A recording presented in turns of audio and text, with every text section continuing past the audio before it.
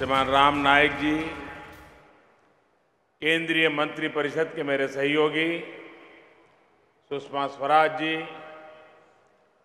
मुख्यमंत्री श्री योगी आदित्यनाथ जी, हरियाणा के मुख्यमंत्री श्री मनोहर लाल जी, उत्तराखंड के मुख्यमंत्री श्री त्रिवेंद्र सिंह रावत जी, मंत्रिपरिषद के मेरे सहयोगी जनरल वीके सिंह जी, मंच पर उपस्थित अन्य सभी महानुभाव और दुनिया भर से पधारे और काशी पधारे मेरे प्रिय भाइयों और बहनों, सबसे पहले आप सभी का बहुत बहुत अभिनंदन, बहुत बहुत स्वागत है। आप सभी यहां अपने पूर्वजों की मिट्टी की महक से खींचे चले आए हैं। कल जिन्हें प्रवासी भारतीय सम्मान मिलने वाला है, उन्हें मैं अपनी तरफ से अग्रिम शुभकामनाएं देता हूं। आज का दिन मेरे लिए भी विशेष है। जैसा कि सुषमा जी कह रही थी, मैं आपके सामने प्रधानमंत्री के साथ साथ काशी का सांसद होने के नाते एक मेजबान के रूप में उपस्थित हुआ।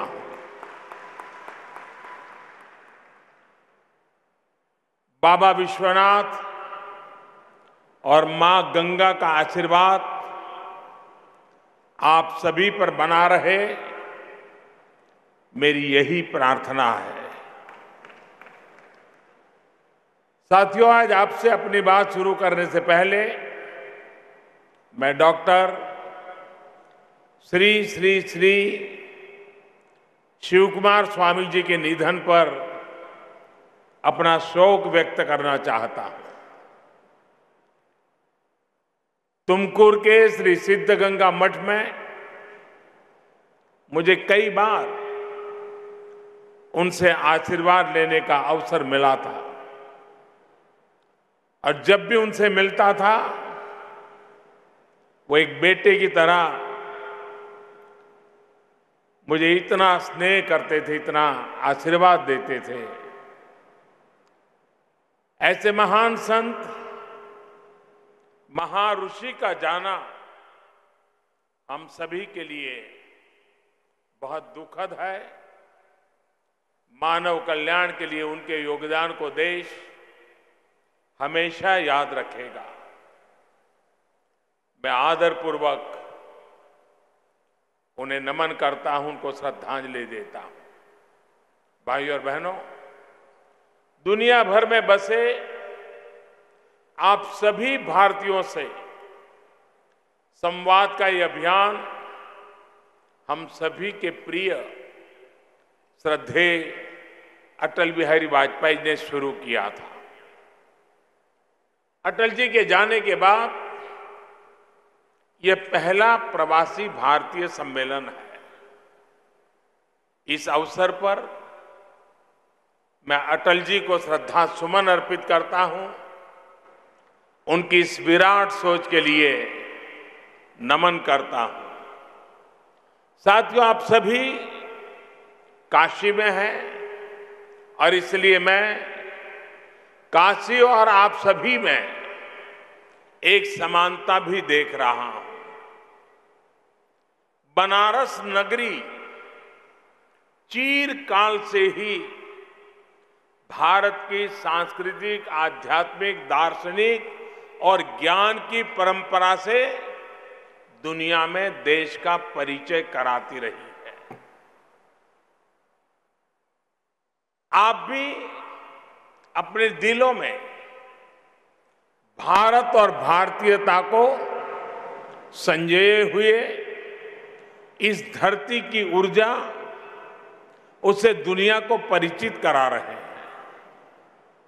साथियों, मैं आपको भारत का ब्रांड एम्बेसडर मानने के साथ ही भारत के सामर्थ्य और भारत की क्षमताओं, देश की विशेषताओं का प्रतिनिधि भी और प्रतीक भी मानता हूं। इसलिए ही आप अभी जिस देश में भी रह रहे हैं, वहां के समाज को भी आपने अपनापन दिया है। वहां की संस्कृति और अर्थव्यवस्था को समृद्ध किया है। आपने वसुधैव कुटुंबकम इस भारतीय दर्शन का, हमारे पारिवारिक मूल्यों का विस्तार किया है। आप सभी जिस देश में बसे हैं, वहां के समाज के लगभग हर क्षेत्र में लीडरशिप के रोल में नजर आते हैं। मॉरिशस को श्री प्रवीण जगन्नाथ जी पूरे समर्पण के साथ आगे बढ़ा रहे हैं। इसके अलावा पुर्तगाल, ट्रिनिडाद टोबैगो और आयरलैंड जैसे अनेक देशों को ऐसे सक्षम लोगों का नेतृत्व मिला है जिनकी जड़ें भारत में है। साथियों, आप सभी के सहयोग से बीते 4.5 वर्षों में भारत ने दुनिया में अपना स्वाभाविक स्थान पाने की दिशा में एक बड़ा कदम बढ़ाया है। पहले लोग कहते थे कि भारत बदल नहीं सकता। हमने इस सोच को ही बदल डाला है।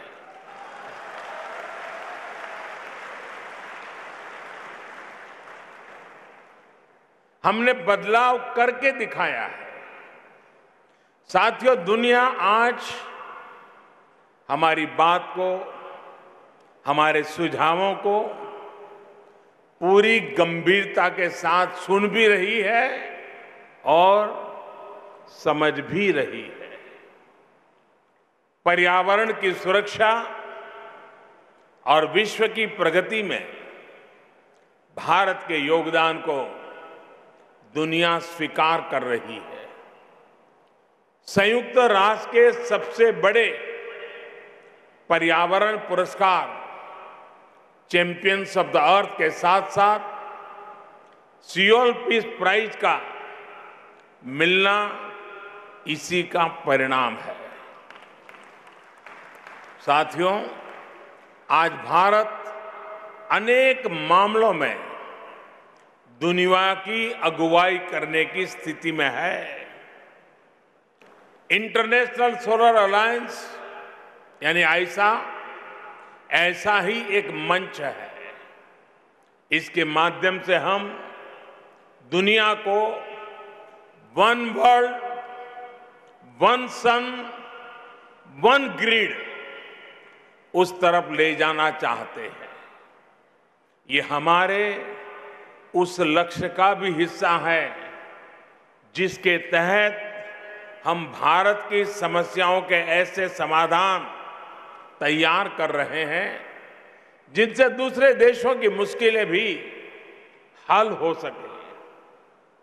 लोकल सॉल्यूशन, ग्लोबल एप्लीकेशन के अप्रोच के साथ हम काम कर रहे हैं। रिफॉर्म, परफॉर्म, ट्रांसफॉर्म और सबका साथ सबका विकास के सूत्र पर चलते हुए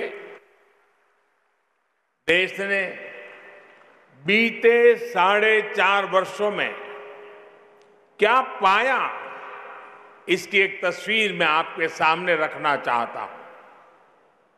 आज भारत दुनिया की तेजी से बढ़ती इकोनॉमिक ताकत है, तो स्पोर्ट्स में भी हम बड़ी शक्ति बनने की तरफ निकल पड़े हैं। आज इंफ्रास्ट्रक्चर के बड़े और आधुनिक संसाधन बन रहे हैं, तो स्पेस के क्षेत्र में भी रिकॉर्ड बना रहे हैं। आज हम दुनिया का सबसे बड़ा स्टार्टअप इकोसिस्टम, तो दुनिया की सबसे बड़ी health care scheme Ayushman Bharat भी चला रहे हैं। आज हमारा युवा मेक इन इंडिया के तहत रिकॉर्ड स्तर पर मोबाइल फोन, कार, बस, ट्रक, ट्रेन बना रहा है, तो वहीं खेत में रिकॉर्ड अन्न उत्पादन भी हो रहा है। मैं एक उदाहरण देता हूं। साथियों, आप में से अनेक लोगों ने हमारे देश के एक पूर्व प्रधानमंत्री की भ्रष्टाचार को लेकर कही एक बात जरूर सुनी होगी। उन्होंने कहा था कि केंद्र सरकार दिल्ली से जो पैसे भेजती है उसका सिर्फ 15% ही लोगों तक पहुंच पाता है। अगर दिल्ली से 1 रुपया निकलता है तो 15 पैसा गांव में पहुंचता है, 85 पैसे छूमंतर हो जाते हैं। ये एक भूतपूर्व प्रधानमंत्री ने हमारे देश में कहा था।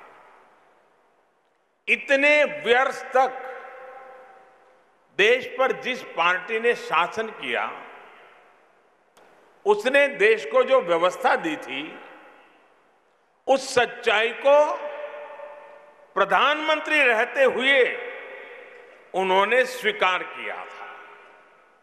लेकिन अफसोस ये रहा कि बाद के अपने 10-15 साल के शासन में भी इस लूट को, इस लीकेज को बंद करने का प्रयास नहीं किया गया।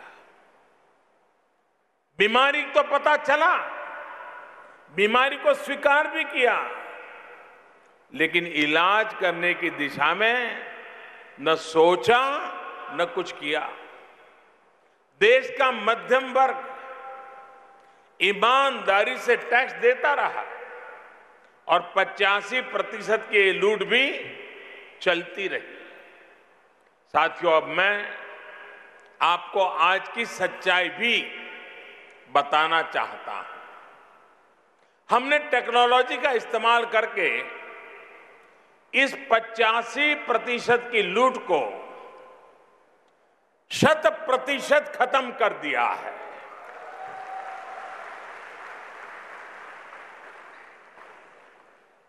बीते 4.5 वर्षों में करीब 5,80,000 करोड़ रुपए, 5,80,000 करोड़ रुपए, यानी करीब 80 बिलियन डॉलर हमारी सरकार ने अलग अलग योजनाओं के तहत सीधे लोगों को दिए, उनके बैंक अकाउंट में ट्रांसफर किए हैं। किसी को घर के लिए, किसी को पढ़ाई के लिए, किसी को स्कॉलरशिप के लिए, किसी को गैस सिलेंडर के लिए, किसी को अनाज के लिए ये राशि दी गई है।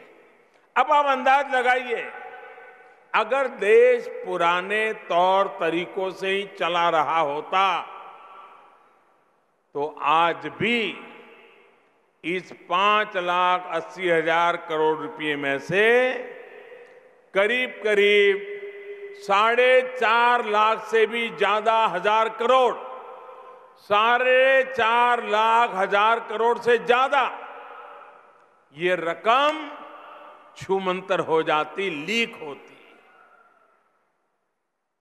अगर हम व्यवस्था में बदलाव नहीं लाते होते तो ये राशि उसी तरह लूट ली जाती जैसे पूर्व प्रधानमंत्री ने स्वीकार किया था कि लूटी जाती थी।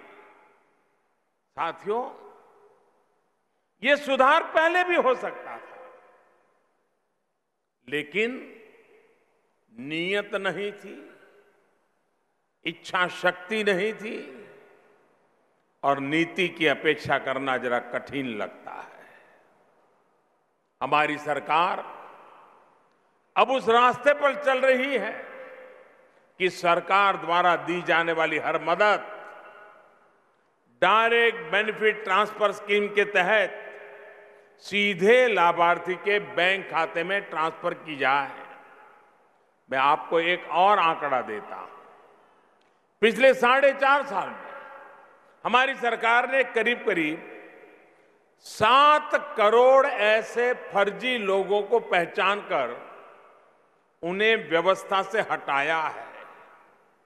ये 7 करोड़ लोग वो थे जो कभी जन्मे ही नहीं थे, जो वास्तव में थे ही नहीं, लेकिन ये 7 करोड़ लोग सरकारी सुविधाओं का लाभ ले रहे थे। कागज पे वो थे, कागज पे वो पैदा भी हुए, बड़े भी हुए और फायदा भी उठाते रहे। आप सोचिए, पूरे ब्रिटेन में जितने लोग हैं, पूरे फ्रांस में जितने लोग हैं, पूरे इटली में जितने लोग हैं, ऐसे अनेक देशों की जनसंख्या से ज्यादा तो हमारे यहां वो लोग थे जो सिर्फ कागजों में ही जी रहे थे और कागजों में ही सरकारी सुविधाओं का लाभ चला जाता था।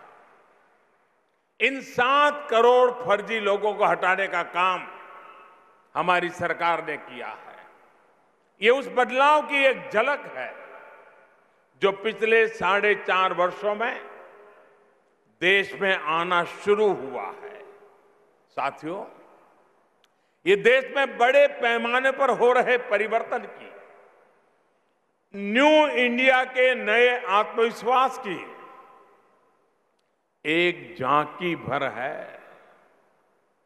भारत के गौरवशाली अतीत को फिर स्थापित करने के लिए 130 करोड़ भारतवासियों के संकल्प का ये परिणाम है। और मैं आज बहुत गर्व से कहना चाहता हूं, इस संकल्प में आप भी शामिल हैं। साथियों, सरकार का पूरा प्रयास है कि आप सभी जहां भी रहे, सुखी रहे और सुरक्षित रहे। बीते 4.5 वर्षों के दौरान संकट में फंसे 2 लाख से ज्यादा भारतीयों को सरकार के प्रयासों से दुनिया के भिन्न भिन्न देशों में मदद पहुंचाई गई है। आपकी सोशल सिक्योरिटी के साथ साथ पासपोर्ट, वीजा, पीआईओ और ओसीआई कार्ड को लेकर भी तमाम प्रक्रियाओं को आसान करने की कोशिश सरकार कर रही है। प्रवासी भारतीयों के लिए कुछ महीने पहले ही एक नया कदम भी उठाया गया है। दुनिया भर में हमारी एम्बेसीज और कॉन्सुलेट्स को पासपोर्ट सेवा प्रोजेक्ट से जोड़ा जा रहा है। इससे आप सभी के लिए पासपोर्ट सेवा से जुड़ा एक सेंट्रलाइज सिस्टम तैयार हो जाएगा। बल्कि अब तो एक कदम आगे बढ़ते हुए चिप बेस्ड ई पासपोर्ट जारी करने की दिशा में भी काम चल रहा है। साथियों, पासपोर्ट के साथ साथ वीजा से जुड़े नियमों को भी सरल किया जा रहा है। ई वीजा की सुविधा मिलने से आपके समय की बचत भी हो रही है और परेशानियां भी कम हुई है। अभी भी अगर कोई समस्या इसमें है तो उसके सुधार के लिए भी कदम उठाए जा रहे हैं। आप में से अनेक इस बात से भी परिचित होंगे कि हमारी सरकार ने पीआईओ कार्ड को ओसीआई कार्ड में बदलने की प्रक्रिया को भी आसान बनाया है।